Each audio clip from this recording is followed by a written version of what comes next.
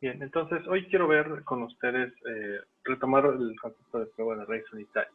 La clase pasada lo que hice fue establecer la idea de que íbamos a relajar el concepto de estacionariedad, incluyendo la posibilidad de que la serie fuera estacionaria alrededor de una tendencia. Entonces, el cambio era básicamente que ahora íbamos a asumir que no solo los procesos que fueran, si los viéramos, si hiciéramos un una exploración gráfica, perdón, de las series, ahora ya no solo íbamos a permitir que las series fueran, oscilaran alrededor de una media, ¿no? Entonces, el caso más común era, suponíamos, esto era una media del proceso, entonces, o una tendencia a la cual convergía la solución de largo plazo, y observábamos que si ocurría alguna cosa muy parecida a esto, entonces decíamos que el proceso era estacionario. Relajamos esa idea para decir que ahora podemos incluir situaciones en las cuales la serie de tiempo podía observarse como alrededor de una media, pero una media ahora que dependía del tiempo, que básicamente es una media con tendencia o una tendencia.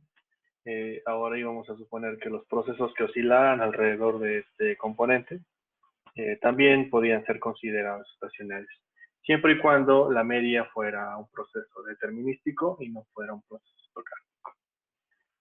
Digamos que ese es el relajamiento que estamos haciendo. Entonces, tenemos un aspecto más amplio respecto del cual podemos decir que hay estacionariedad.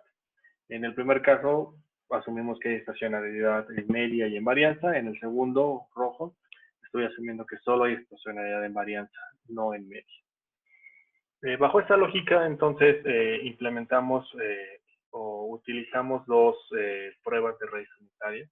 Bueno, una prueba de raíz unitaria que fue la que conversé en la clase pasada. Fue la prueba Dicke-Shüler, y la voy a repasar muy rápido nada más, solamente para recordar. Pues la prueba Dicke-Shüler asume tres modelos, tres procesos que pueden ser estacionarios, o tres modelaciones para una serie estacionaria. El primer modelo que asumía, que yo denominé como modelo A,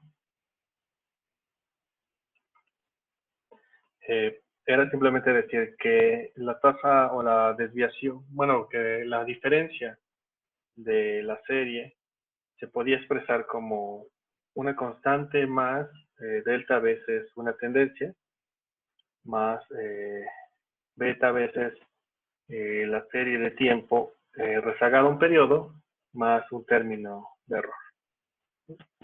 Entonces, una forma de interpretar esta situación era decir que la serie de tiempo o la diferencia de la serie de tiempo dependía de una constante más una tendencia, es decir, estoy en el supuesto de que esto puede pasar, de que alrededor de la tendencia se estacionaría la serie, más un componente que depende de la serie rezagada en un periodo, ¿no?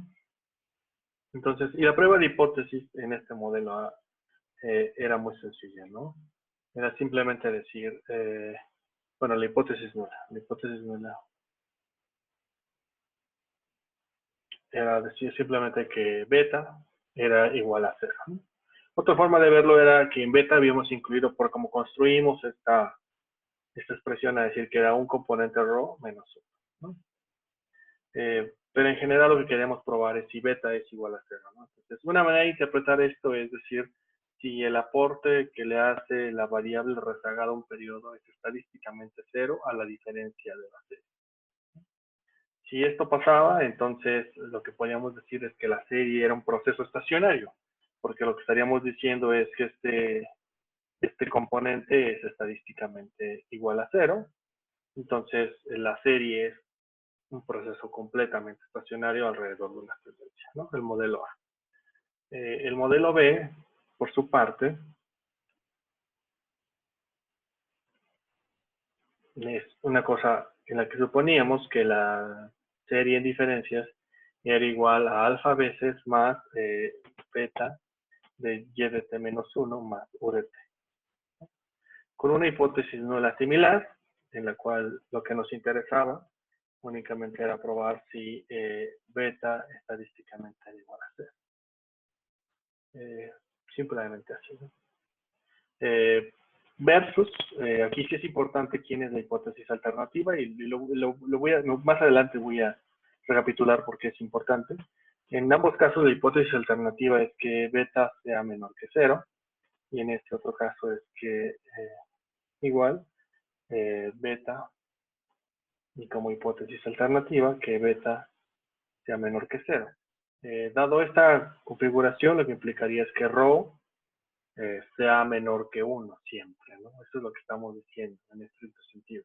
A lo más rho puede ser 1. No asumimos procesos en los cuales rho es mayor que 1. ¿Sí? Noten esa pequeñísima sutileza. Más adelante voy a retomar esta idea. El modelo C, por su parte, es una simplificación del anterior. Implicaba decir que el proceso simplemente era beta de y de t más u de t. Entonces, simplemente lo que nos estamos preguntando en el modelo C es si estadísticamente la serie es un ruido blanco. ¿Sí? Es básicamente lo que me estoy preguntando en el modelo C. Si el modelo C es cierto, entonces lo que estoy diciendo es que la serie es un ruido blanco o un proceso puramente aleatorio. Probablemente es de los casos más restrictivos del modelo C. Entonces es la prueba Dicke-Fuller, ¿no? Así la planteé, de una forma muy sencilla, ¿no? Ahora, la prueba, hay una generalización de esta prueba que se llama prueba Dicke-Fuller aumentada.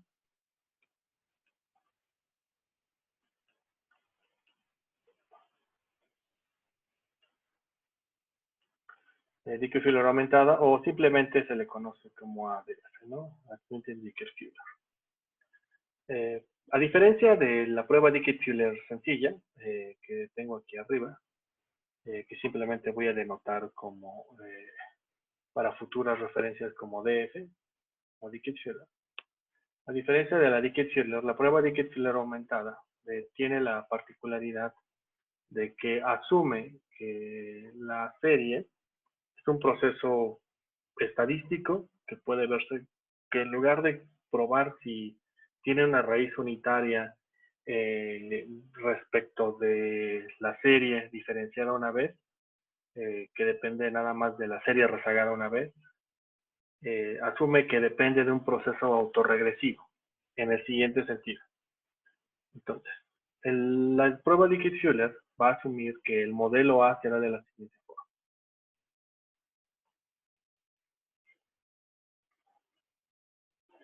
El modelo A será igual a la diferencia de y de t será igual a alfa más delta veces t, la tendencia, más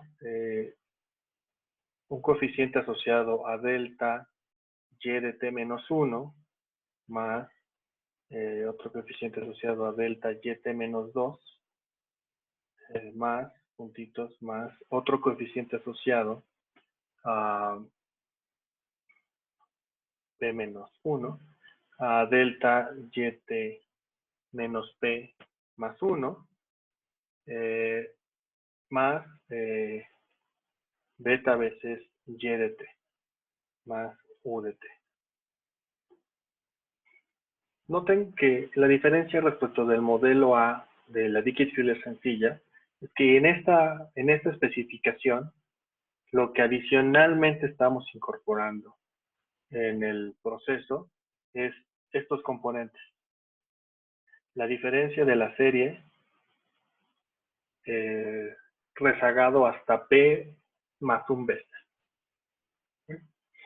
¿Qué significa eso?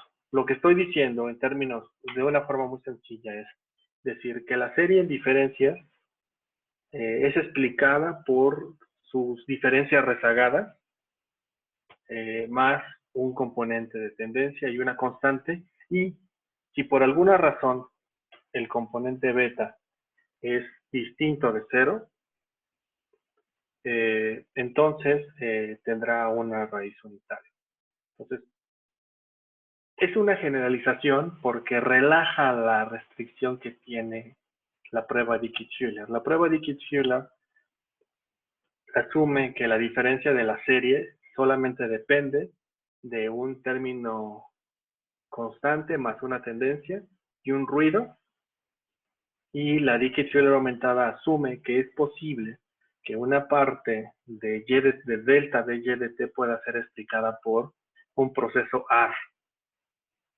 AR de orden P más 1, si se dan cuenta. ¿Sí? Si se dan cuenta, lo que tengo aquí es P menos 1. Y si se dan cuenta, aquí este componente que está subrayado en rojo es como un autorregresivo, pero para delta y. ¿Sí? Entonces, al incorporar estos componentes adicionales, lo que está haciendo es quitando la información o variabilidad al término de Roche. ¿Sí? Entonces, una razón por la cual la prueba Dicke-Schuller es más utilizada que la Dicke-Schuller sencilla es porque estamos incrementando la capacidad predictiva del modelo. En otra situación, en una situación extrema, Dicke-Schuller sencilla podría implicarnos algún sesgo en los coeficientes estimados de alfa, delta y beta por una omisión de información relevante.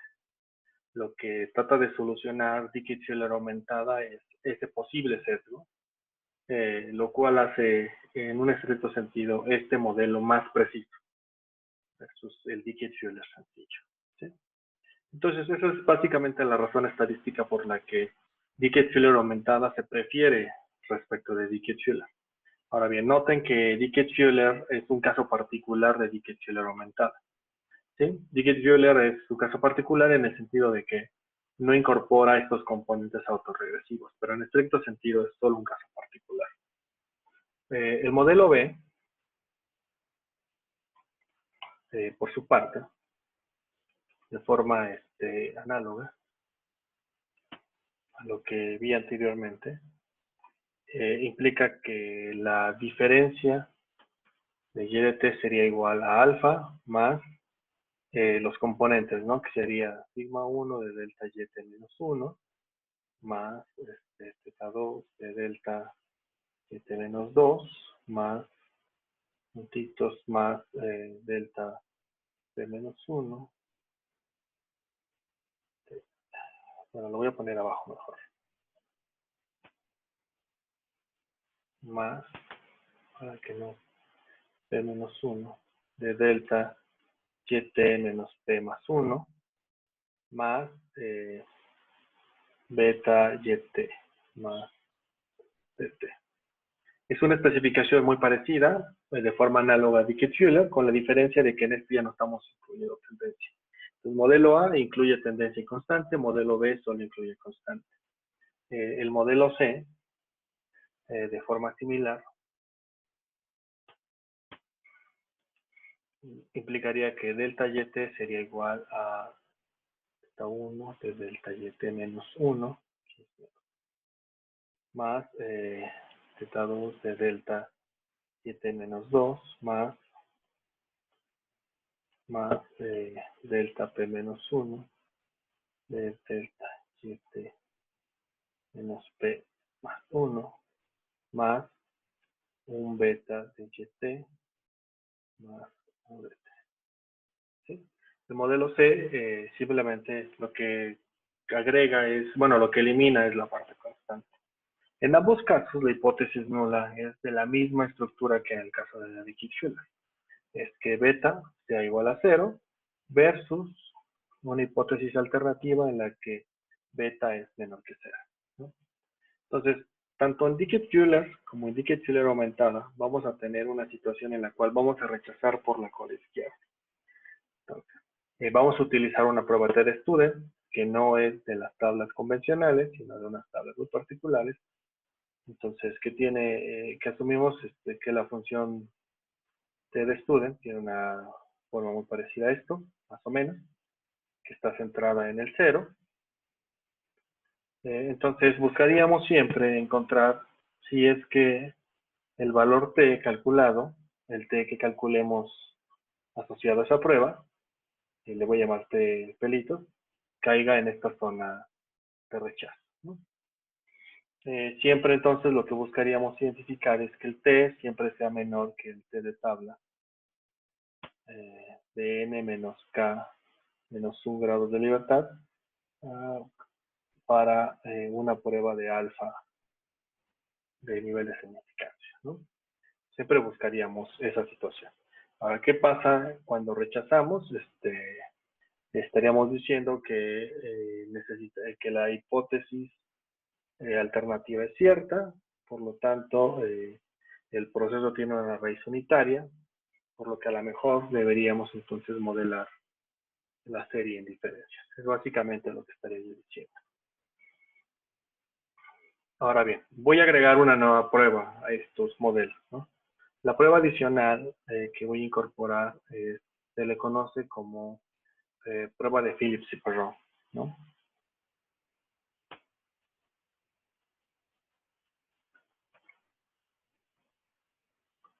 Es H, como los focos, Phillips y Perron, ¿no? Digamos que tanto Phillips Perron como Dickey-Fuller aumentada o Dickey-Fuller son las dos pruebas más comunes o más utilizadas en el análisis de raíces unitarias, ¿no? Entonces, eso es lo más común que ustedes van a encontrar. Probablemente la potencia de la prueba de Phillips y Perron es mayor que la potencia de la prueba de Dickey-Fuller por la siguiente razón. El modelo general que vamos a asumir en Phillips y Perron es que la serie de tiempo se puede expresar de la siguiente manera. Como una prueba que es y igual a un parámetro d que multiplica a eta más un ρ que multiplica a y de t menos 1 más un ruido, ¿no? Más un componente de ruido. La hipótesis nula en este caso será de la siguiente manera. Vamos a suponer que ρ en valor absoluto sea menor que 1. Perdón, igual a 1. Esta es estoy escribiendo la alternativa y no la.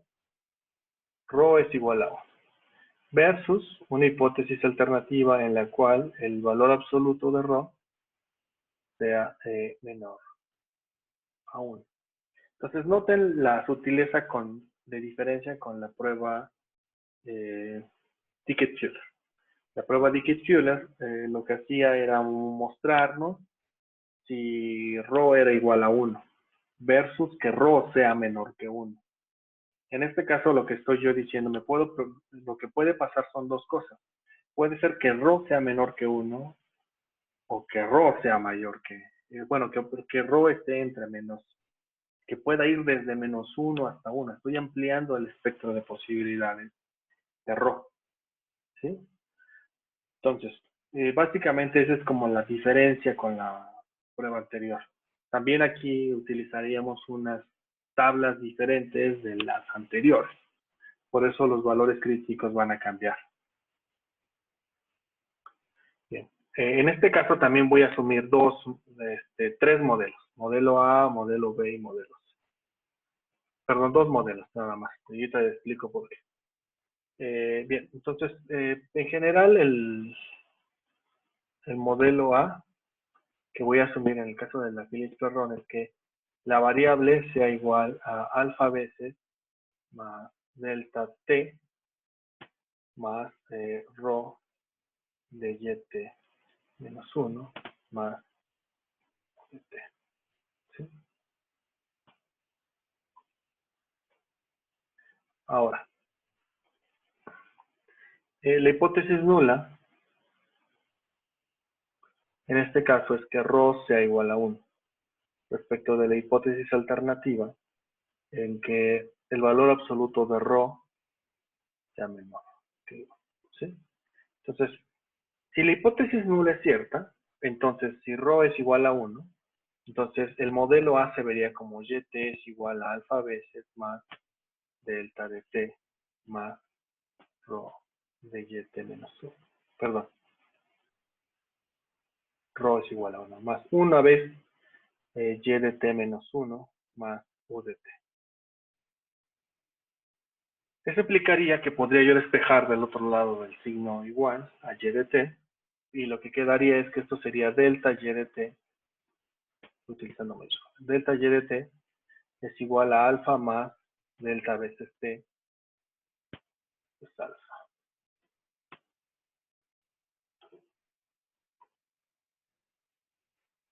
Más alfa veces delta t más U de t. Es decir, delta y de t es un proceso puramente aleatorio. ¿Sí? Noten eso, ρ es igual a 1. Si ρ es igual a 1, entonces la serie se estacionaría en diferencias. Entonces, a diferencia bueno, de forma similar al caso anterior, lo que estaríamos esperando es que esperar aceptar la hipótesis nula. ¿Sí? Si rechazamos la hipótesis nula, entonces estamos en un caso en el cual el proceso no tiene raíz unitaria. Voy a hacer entonces ahora un modelo B. Un modelo B sería muy parecido, sería en el cual y de t es igual a alfa veces más ρ y de t menos 1 más u de t. De forma similar, aquí la hipótesis nula sería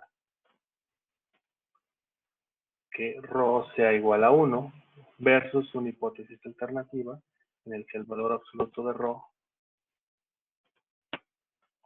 sea menor que 1. Entonces, lo que me gustaría a mí es que ρ sea igual a 1, porque de esa manera simplemente puedo despejar a y de t menos 1 y ponerlo esto en términos de delta y de t. Y decir que este es un proceso estacionario, pero en este caso alrededor de una media. Y Phillips y Perron solamente admite dos modelos, el modelo A y el modelo B, con lo cual descarta la posibilidad de un modelo sin constante. ¿Sí? Entonces, Phillips y Perron admite un modelo con constante y con tendencia y un modelo con constante, pero no admite uno sin constante y sin tendencia. Esa es una de las diferencias significativas con el caso de Dickey-Stöller. Finalmente, voy a utilizar una prueba de raíz unitaria adicional, que es una prueba que se conoce de Kawatowski, Phillips, Smith y Shin, que en general vamos a denunciar como KPSS. Es una prueba adicional que invierte la hipótesis, ¿no? Entonces, lo que dice es, parte de un modelo en el cual y de t es igual a delta t más un proceso aleatorio más un término de error, ¿sí? Donde asumimos que este es un proceso, es un ruido blanco.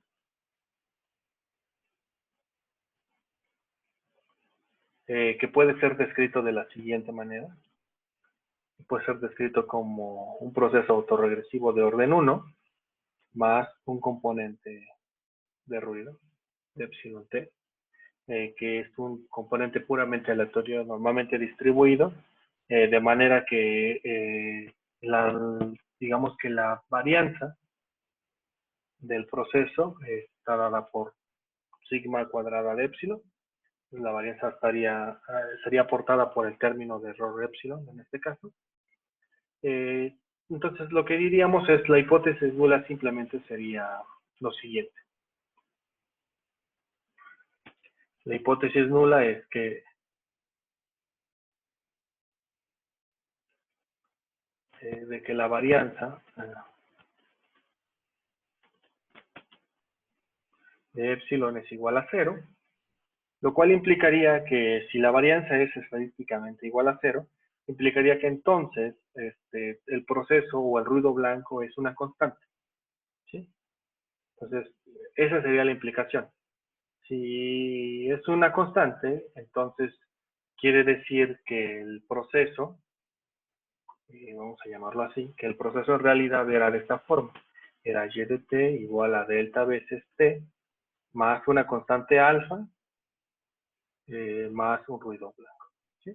Si se dan cuenta, lo que estoy diciendo es básicamente, si el ruido blanco es estadística, tiene una varianza estadísticamente igual a 0, entonces en realidad ese ruido blanco no era un ruido, simplemente era una constante, era un alfa. Entonces, si esa hipótesis nula es cierta, entonces alfa sería el modelo correcto, sería este. ¿Sí?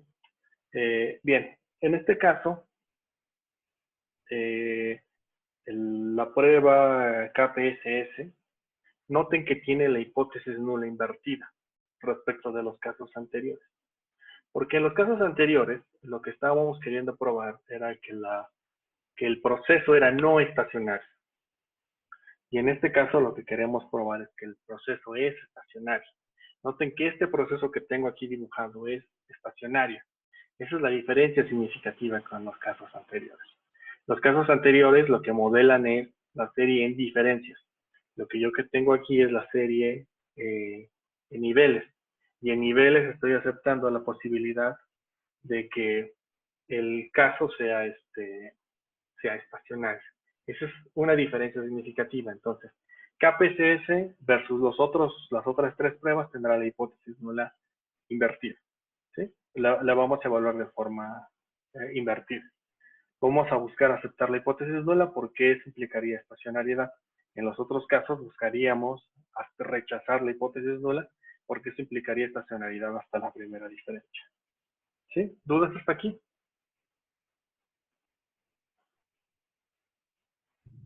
Yo, perdón. Sí, habla. Bueno, ¿cómo determinamos la significancia estadística en las pruebas? ¿A qué te refieres con cómo la determinamos? Ajá, ¿cuál sería la... es que acabo de leer un paper para lo de mi tesis y utiliza el 1% y recuerdo que usted dijo que era 5%. Bueno, esa es una decisión del investigador normalmente, ¿no? O sea, Ok. la convención es utilizar 5%, bueno, o decir una significancia al 95%. Acuérdate que cuando nosotros en estadística utilizamos convención, Ujú. no se deriva del concepto de que estamos convencidos, se deriva del concepto de que así lo convenimos, porque así nos conviene. Entonces, digamos, la convención es que ocupar el 95%, ¿no? Pero Ok. si tú por alguna razón quieres ocupar 99%, está bien. Tú lo que quieres hacer es reducir tus posibilidades de error tipo 1. Es lo que estás haciendo en este sentido. Ok, Vale, gracias. pues nada. Sí. ¿Hay otra duda por ahí? Yo, eh, ¿la prueba Phillips-Perron pone alguna restricción a cómo se comporta el error al momento de que define el proceso? Porque en algún momento leí en Hamilton que esa prueba, aparte de que permite que sea mayor o menor en valor absoluto a 1, la autocorrelación, también permite que sea heterocedástico el error y que siga un proceso ARMA-PQ. Entonces, no sé si lo leí y no sé cómo interpretar bien en términos de la prueba cómo se ve. Bueno, más que sea heterocedástico, lo cierto es eso, que permite la Phillips y Perron, lo que permite es que el término de error sea un arma PQ. No me atrevería a decir que sea heterocedástico porque en principio no se podría, un arma no es heterocedástico, ¿sí? O sea, lo que sí puedo decirte es que sí el componente de error puede ser un arma, pero en estricto sentido, Dickey-Fuller también asume que el error puede ser un arma. Nunca eliminé esa posibilidad. Eh, Tiene que ver con, bueno, probablemente el argumento de Hamilton tiene que ver con cómo se construyeron las tablas. Las tablas estadísticas que ocupamos, acuérdense, no son las convencionales, sino estamos ocupando tablas asociadas a cada una de las pruebas. Entonces, las tablas estadísticas siempre se construyen con procesos de simulación, ¿no? Simulación Monte Carlo. Entonces, muy probablemente las tablas que conocemos nosotros para la Dickey-Fuller fueron asumiendo que el proceso que el término de error era un proceso puramente aleatorio y no se impuso ninguna restricción. En el caso de las tablas para Phillips y Perron, sí se construyó una estructura específica para el término de error, un arma determinada. Digamos, estadísticamente no hay restricción. Esto es una restricción más bien por cómo se construyen las tablas para aceptar o rechazar la hipótesis, ¿no? Entonces, en esos términos, ciertamente Phillips y Perron sí asumen estructura ARMA del término de error, y Phillips y Perron no, porque en realidad nunca lo dijimos, ¿no? Pero podrías también construir tablas para una Dickey-Fuller con un proceso ARMA, ¿no? En cuyo caso, tu conclusión sería que la Dickey-Fuller sencilla convergería a una Phillips y Perron, porque estás asumiendo una estructura ARMA del término de error.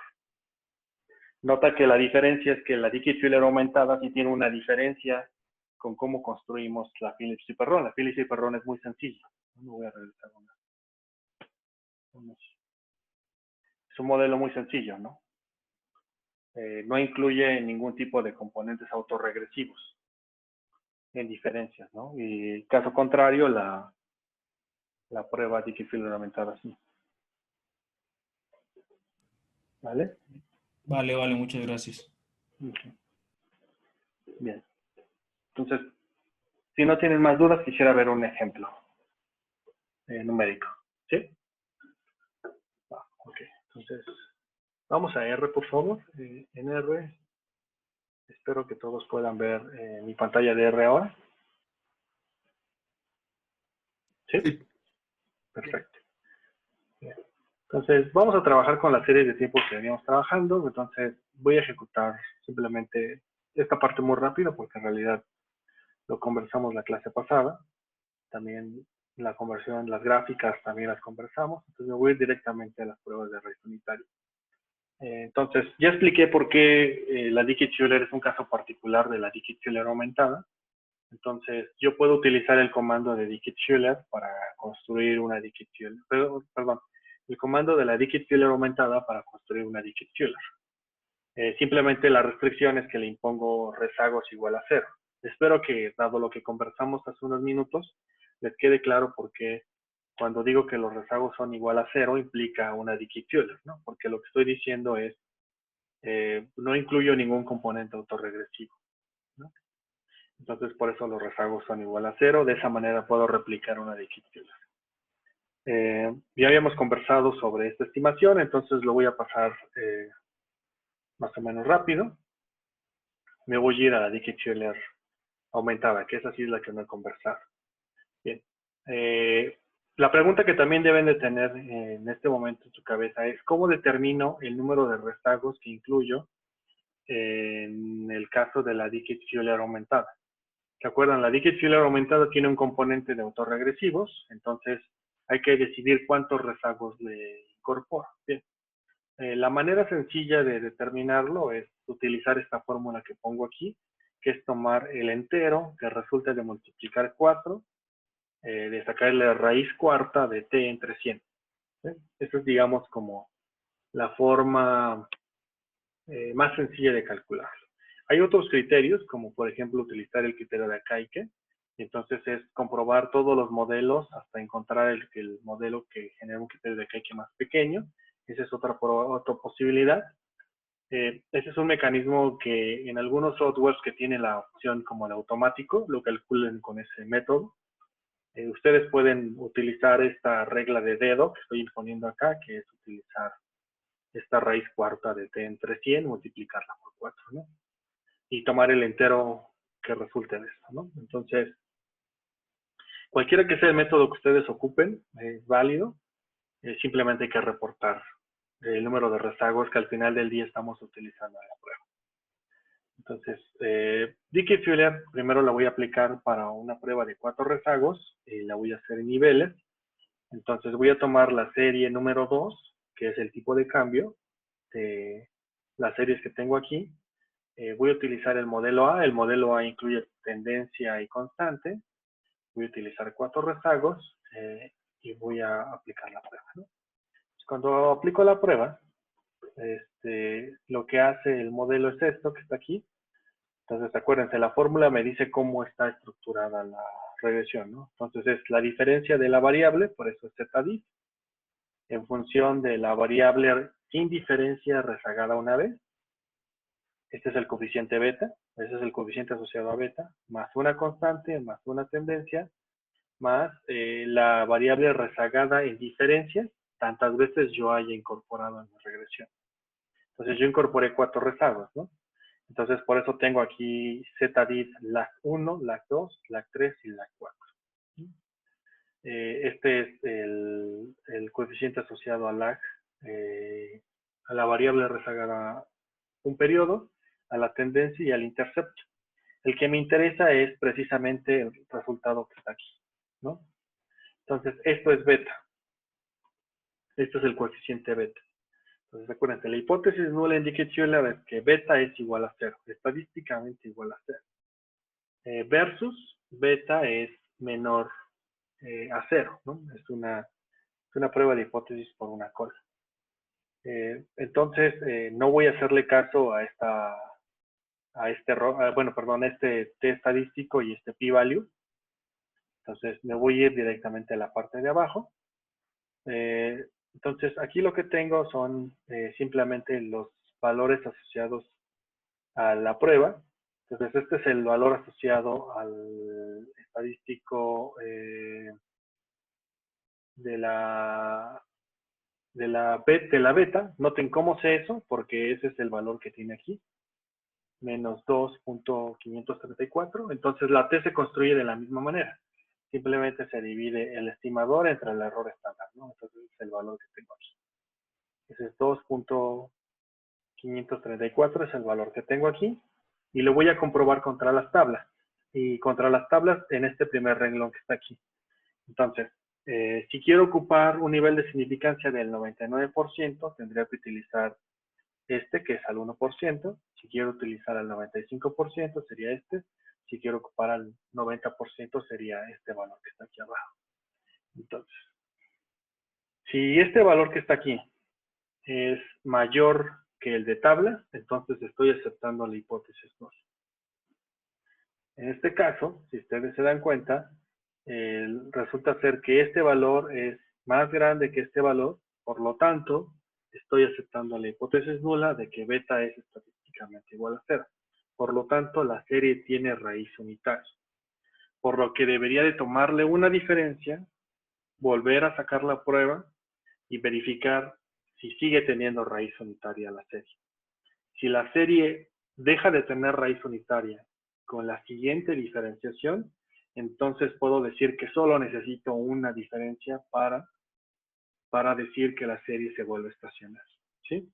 Entonces yo puedo diferenciar tantas veces necesite la serie hasta que yo elimine los componentes de raíz unitaria, ¿sí? Entonces, digamos, la primera en niveles, yo puedo decir que la serie tiene raíz unitaria alrededor de una tendencia. Ahora, voy a hacerlo alrededor de una constante. Alrededor de una constante, el valor es el valor de tabla. Quería el valor calculado, pero el valor de tablas es al 5%. Entonces, igual, sigo diciendo que la serie tiene raíz unitaria. Lo veo ahora sin nada. Entonces, el valor t calculado es y el de tablas es en cuyo caso igual sigo diciendo que la serie tiene raíz unitaria. Ahora, tomo entonces la primera diferencia. Tomo la diferencia, utilizo entonces las series en diferencias y ocupo un modelo con tendencia. Igual, en diferencias, entonces es el mismo modelo, pero el t asociado es Entonces el t que me sale el t calculado me sale menos 6.804 y ese sí ya es menor al t de tablas, que es menos 3.43. Por lo tanto, rechazo la hipótesis nula y puedo decir que la serie es estacionaria en su primera diferencia. ¿Sí? ¿Dudas hasta aquí? Al menos en el modelo A. ¿Alguna duda hasta aquí, muchachos? Todo claro, profe. Hasta ahora, gracias. ¿No? Ok, vale. Lo que haría es, en estricto sentido, yo aquí ya podría acabar. Porque simplemente el modelo A es el modelo más general, entonces ya podría dejar todas las demás pruebas si yo quisiera ya no seguir, ¿no? Entonces, Entonces, lo voy a hacer simplemente las siguientes por una razón que ahorita voy a explicar. Entonces, si hago con constante nada más, igual rechazo la hipótesis de raíz unitaria, por lo tanto la serie es estacionaria en primera diferencia. Si le quito la constante y solo dejo un término sin constante, el valor es este, en cuyo caso también me sigue diciendo que la serie se vuelve estacionaria en primera diferencia. Ahora, bien, una pregunta que probablemente también deben de tener en este momento es, ¿cuándo puedo utilizar el modelo A, que incluye tendencia y constante, y cuándo no podría utilizarlo? Bien, la respuesta es la siguiente. Todos los procedimientos que ustedes conocen como AR, ARMA o MA, todo lo que vi como ARMA, se tienen que evaluar en un modelo B. ¿Sí? ¿Por qué?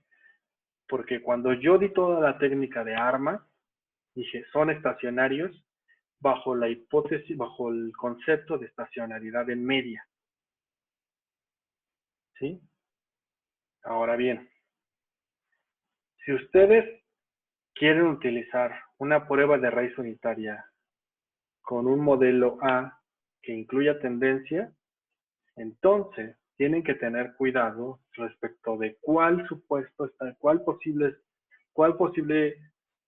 consecuencia puede tener sobre sus variables modeladas como ARMA cuando consideran que la serie es estacionaria alrededor de una tendencia.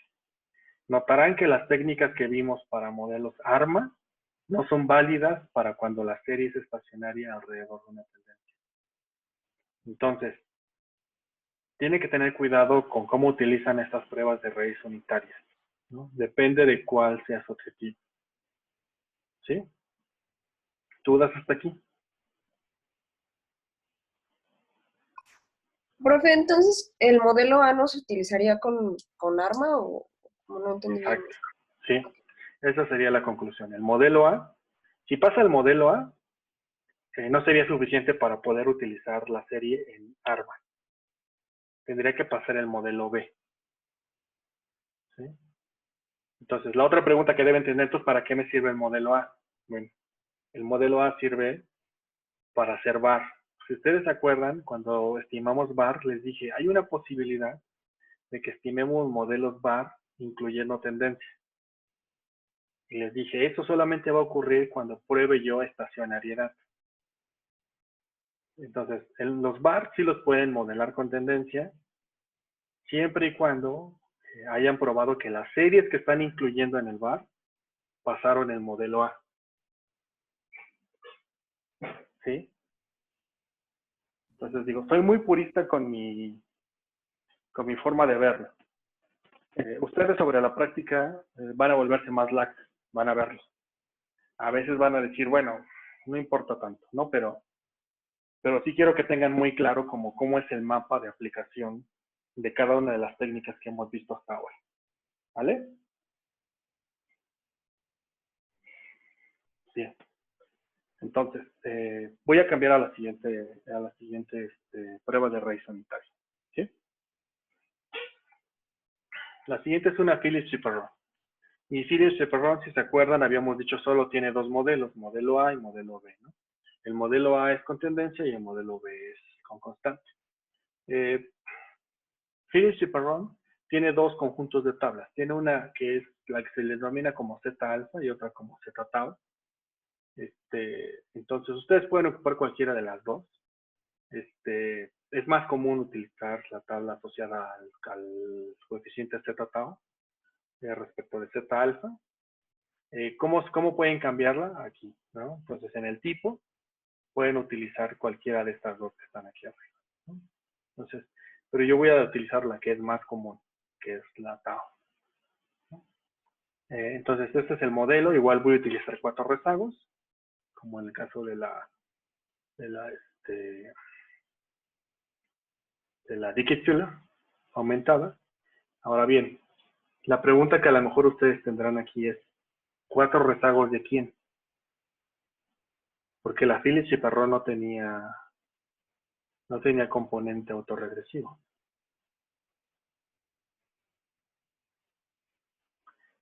¿De quién creen que son estos 4 rezagos?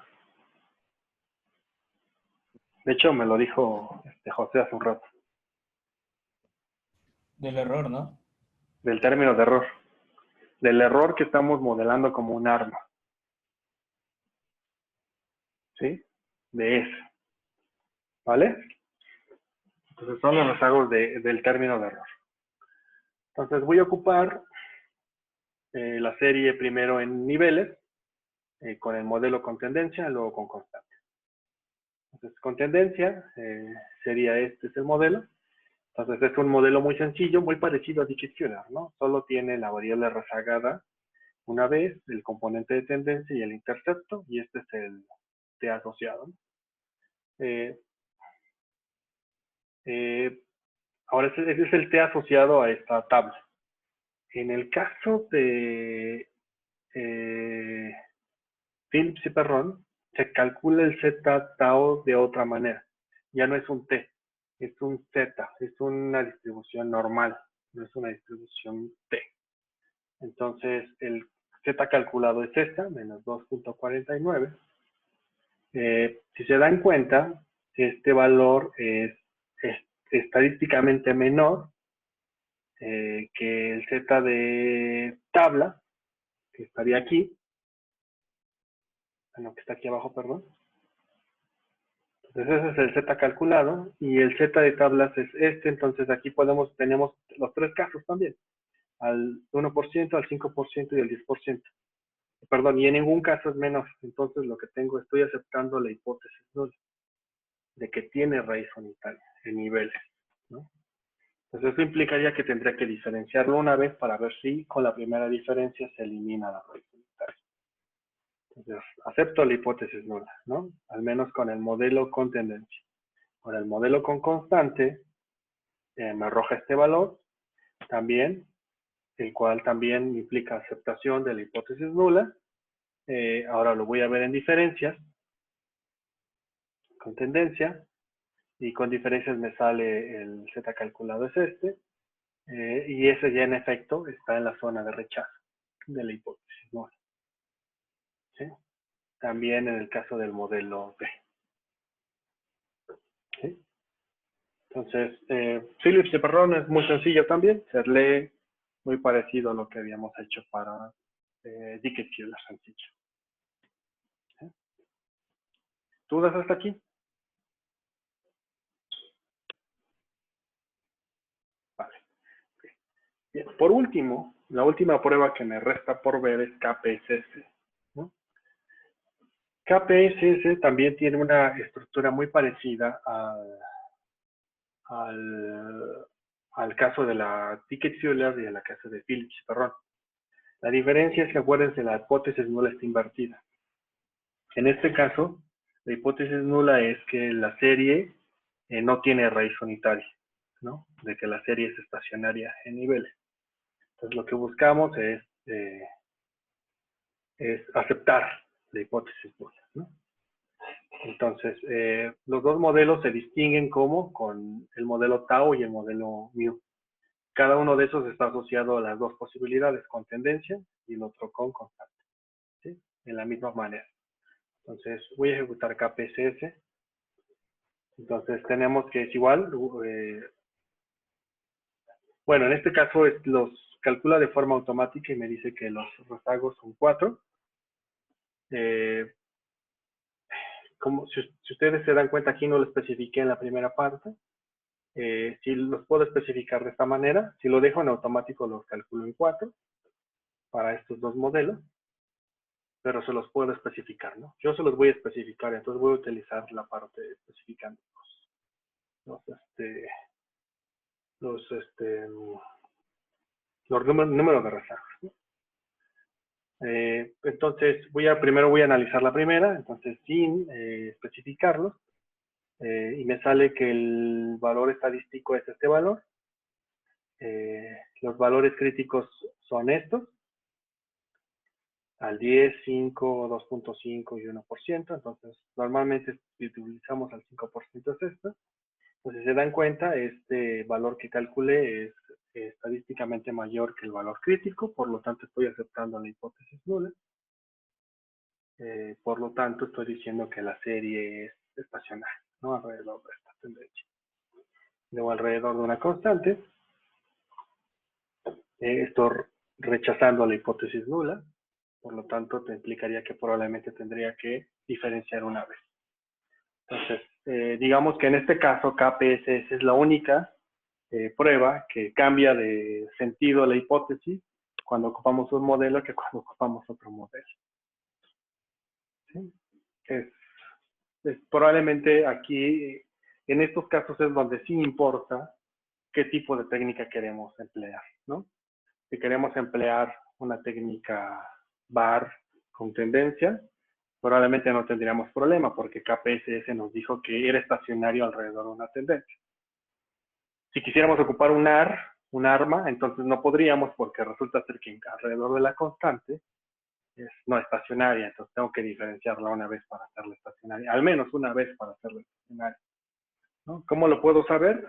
Bueno, hago la siguiente parte de la prueba, que es con diferencias, ¿no? Y con diferencias ciertamente ya pasa, ¿no? Entonces ya estoy en la zona de rechazo, y estoy en la zona de rechazo. La zona de aceptación, perdón. ¿Sí? ¿Dudas, muchachos?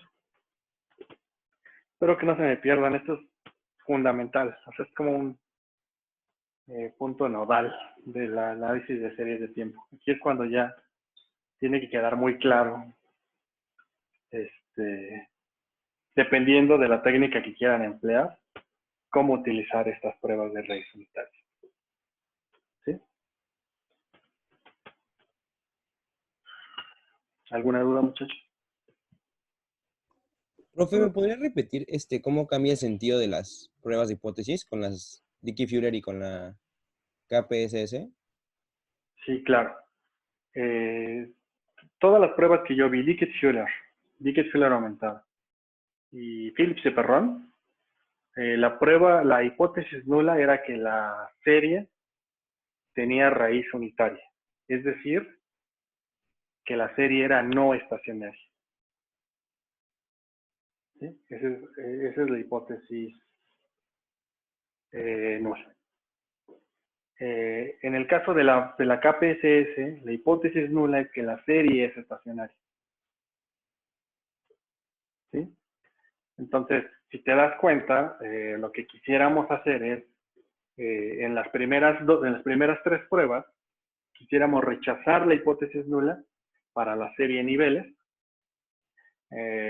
y para la última, quisiéramos aceptar la hipótesis nula para la serie en diferencias. En ese sentido es que cambia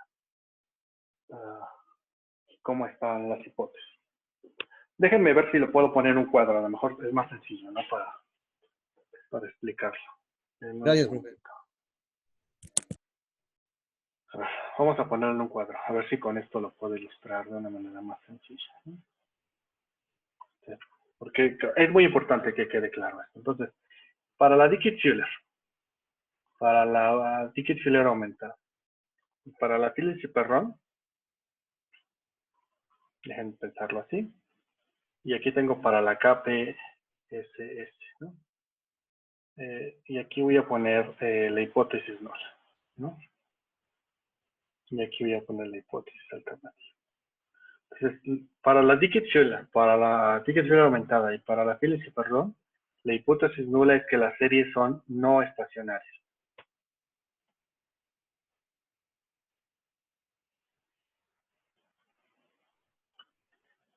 Y por lo tanto, la hipótesis alternativa es que las series son estacionarias.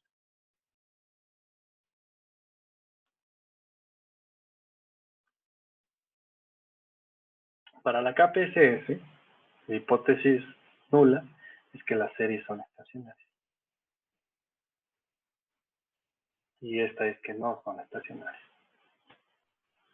Es una forma muy sencilla de ver cómo están invertidas las hipótesis nulas.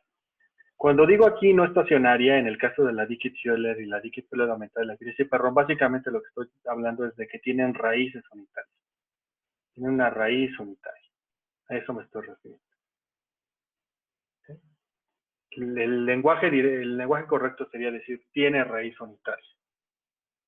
De esa manera, uno puede leer que si el proceso tiene raíz unitaria, debería diferenciarlo una vez para eliminar esa raíz unitaria y hacerla estacionaria. Esa es la idea con estas pruebas. ¿Vale? La KPSS es más directa. La KPSS de manera directa dice la serie es estacionaria. Ya, no se complica. No habla de raíz unitaria propiamente. O al menos en el lenguaje de manera directa. ¿Vale? ¿Alguna otra duda, muchachos? Profe, y, o sea, ¿qué significa que a nosotros nos haya dado, digamos, con la prueba de Dickey-Fuller, la aumentada y la de Phillips-Perron, nos salió primero que, más bien, bueno, nos salió al final que eran estacionarias hasta la primera diferencia, ¿no? Y con el KPSS nos salió, por lo menos en, creo que era la de la constante nada más, o no sé si la de la tendencia se quedó luego que era estacionaria. Entonces, o sea, ahí, ¿qué significa eso? A ver, otra vez, me perdí un poquito, otra vez.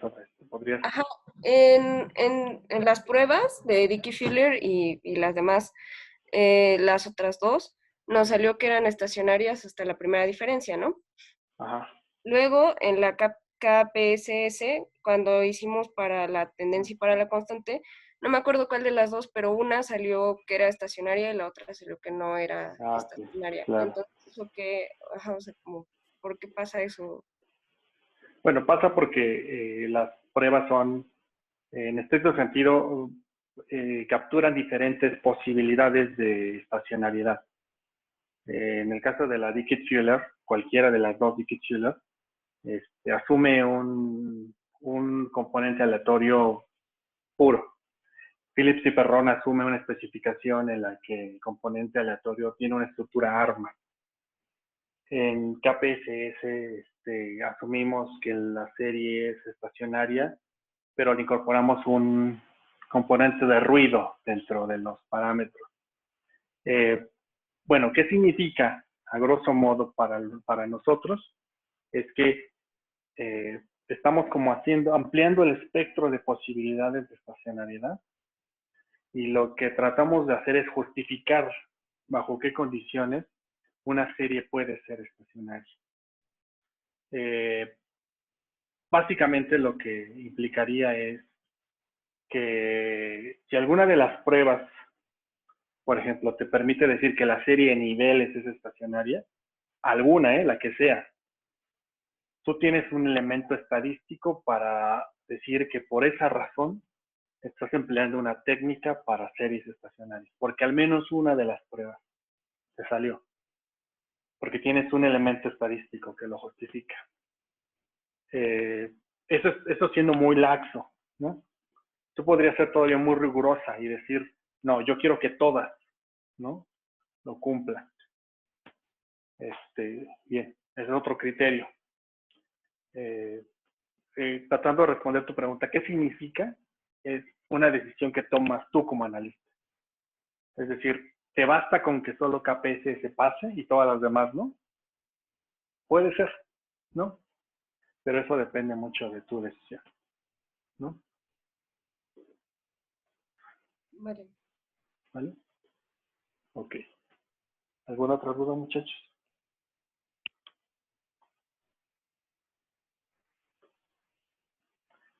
Bueno, muchachos, ok. Bien, entonces con esto termino procesos no estacionarios. Lo que voy a hacer el jueves es, a ver si no mal me equivoco,